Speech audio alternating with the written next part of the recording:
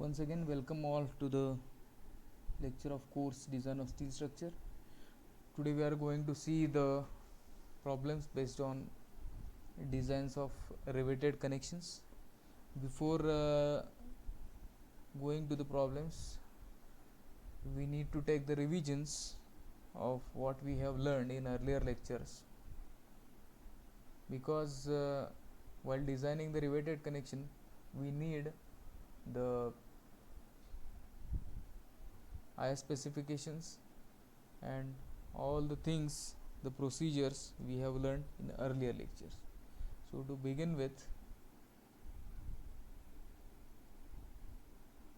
the failures of the riveted joint, that is shear failure of the rivets, shear failure of plates, tension, tearing failure of the plate, splitting of plates, bearing failure of plates, bearing failure of rivets, and the assumptions.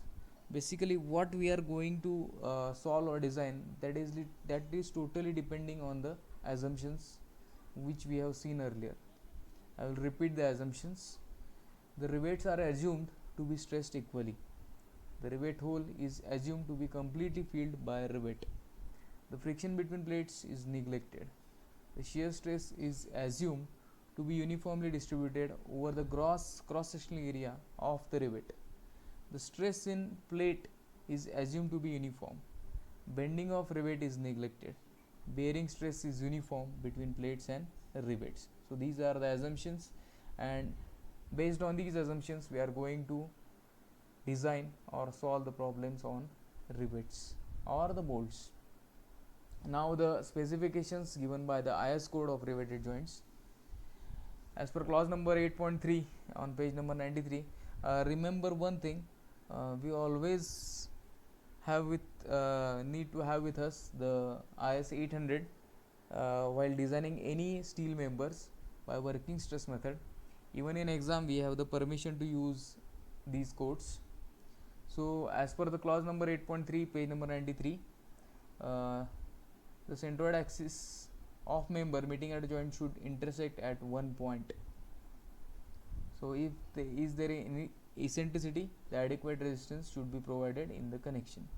Then the center of gravity of group of rivets should be on line of action of load wherever practicable. Now the permissible stresses in rivets and bolts. So here below you can see the stresses based on which we are going to design the connections. So stress for the power driven rivets, hand driven rivets, even the stresses for the bolts has been given over here. The axial tension, shear and the bearing.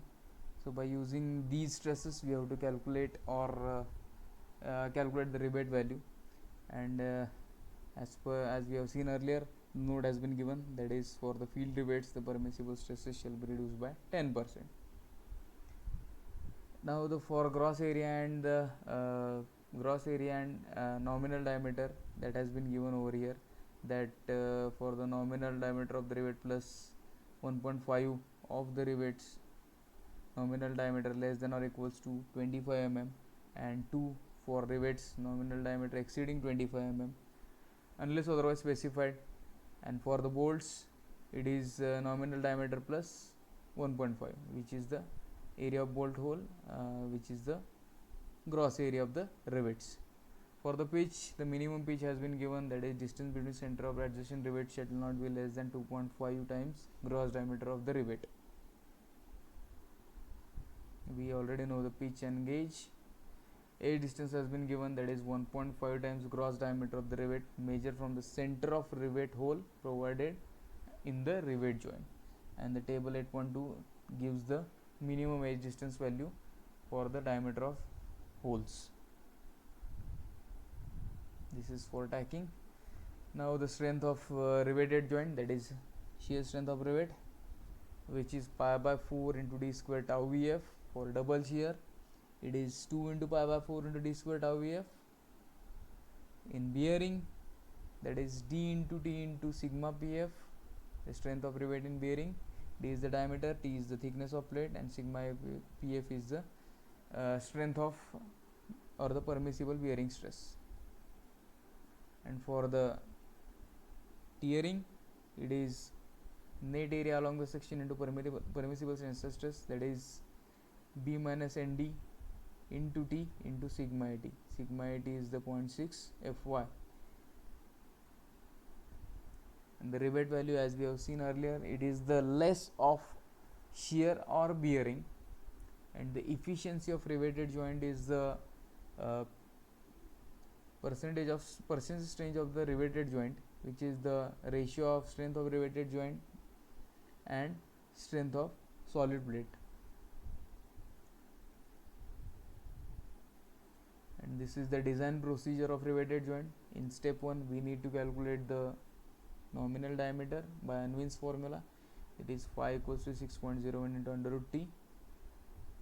Here the diameters has been given as per the diameter availability. We need to choose the diameter. And in step 2 the strength in rivets or the rivet value has been calculated. Then in third step, the number of rivets required in joint, that is force divided by rivet value, and number of rivets has been calculated. So in case of the lap joint, this is the number of rivets, and in case of butt joint we need to provide the rivets on the both sides of the joint. Then the pitch can be found, optimum pitch can be found by the equating tearing strength to the rivet value. So this is the revision of the design of the rivet, and now we are going to see the problems of the riveted connections, design of the riveted connection, and finding the strength of the rivet. So the problem statement is calculate the value of the rivet in lap joint used to connect two plates 12 mm thick in the following cases. The first case is of power driven rivets and second case is of hand driven rivets. So first we need to calculate the nominal diameter of the rivet, which is by using Unwin's formula. So the Unwin's formula is phi equals to 6.01 into under root T, where the T is the thickness of the plate. So by using that formula we will have the thickness, nominal diameter is 20.819 mm, which is we are taking 20 mm. Now the gross diameter is, as mentioned in the IS code, that is 20 plus 1.5 mm. So the gross diameter is 21.5 mm. So first we are taking the strength in single shear. So for that we are taking tau EF is 100 Newton per mm square, and the bearing strength is sigma PF 300 Newton per mm square. So the strength of rivet in single shear, that is pi by 4 into d square, diameter of the rivet, into tau EF. So pi by 4 into 21.5 square into 100 divided by 10 raised to 3. So in to make it in the kilonewton, so that becomes 36.305 kilonewton. Now the strength of rivet in bearing, that is d into t sigma pf.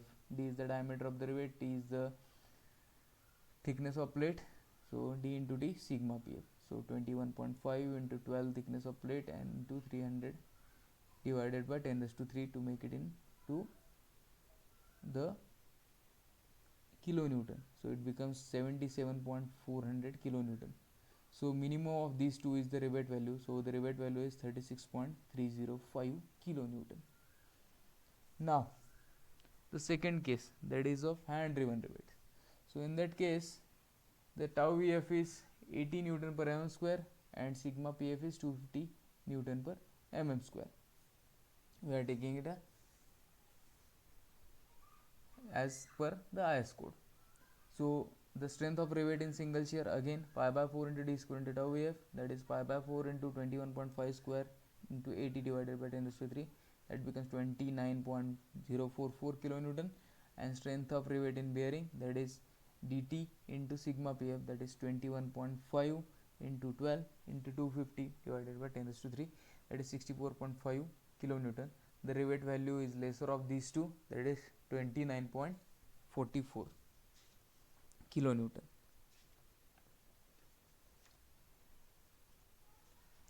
So this is first problem for calculating the rivet value.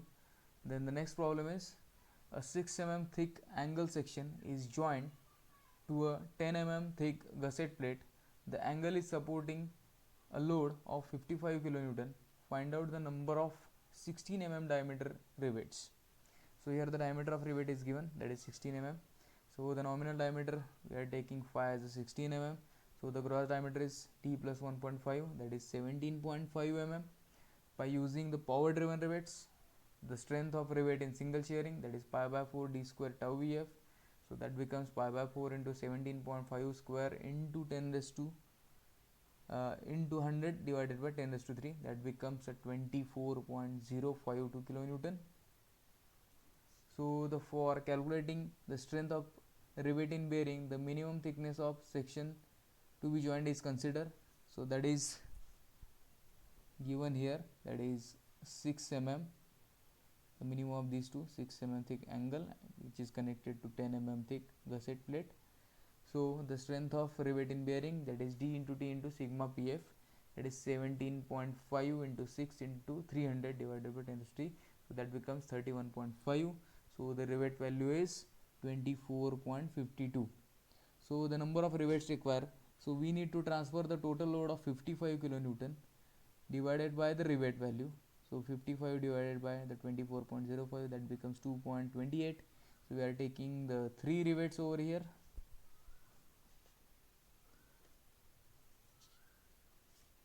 So this is the number required for the connection. Now the next problem is a single riveted double cover butt joint. A single riveted double cover butt joint is used to connect two plates of 16 mm thick with 10 mm thick cover plates. So the rivets are power driven, 20 mm in diameter with 60 mm pitch. Find out the safe load per pitch, length and efficiency of the joint. So 16 mm plate is there, 10 mm we are taking. So then we are using 20 mm rivets. So here the strength of rivet in shear is 100 Newton per mm square, bearing is 300 Newton per mm square. Sigma 80, that is strength of steel, that is 0.6 Fy. Fy is 250 Newton per mm square, so that becomes 150 Newton per mm square. So the nominal diameter of rivet is 20 plus 1.5, that is 21.5. Now pitch is 60, so assume the pitch equals to gauge, that is 60 mm. So strength of rivet in double shear, cause here there are 2 points where it can be failed. So 2 into pi by 4 into d square into tau vf. So 2 into pi by 4 into 21.5 square d into 100 divided by 10 raised to 3, that becomes 72.61. So we already taken the thickness of core plate as a 10 mm. So the thickness of to be considered for the calculation purpose will be the thickness of main plate or sum of cover plates, whichever is less. So almost those are same, because we are using the plate of I think 20 mm plate, 16 mm plate is there, so we need to take the 16 mm t. So strength of rivet in bearing is d into t into sigma pf, 21.5 into 16 into 300 divided by 10 raised to 3, that becomes 103.2 kilonewton.